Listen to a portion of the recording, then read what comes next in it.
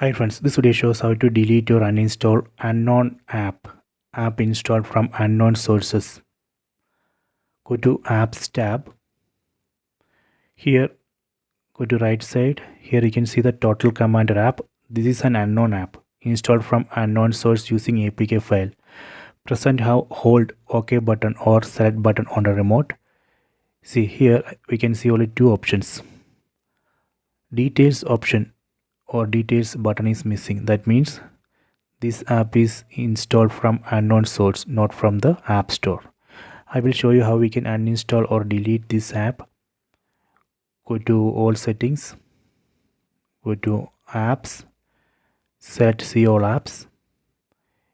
From this list we need to select that app. Go down, set total commander, set uninstall, set OK.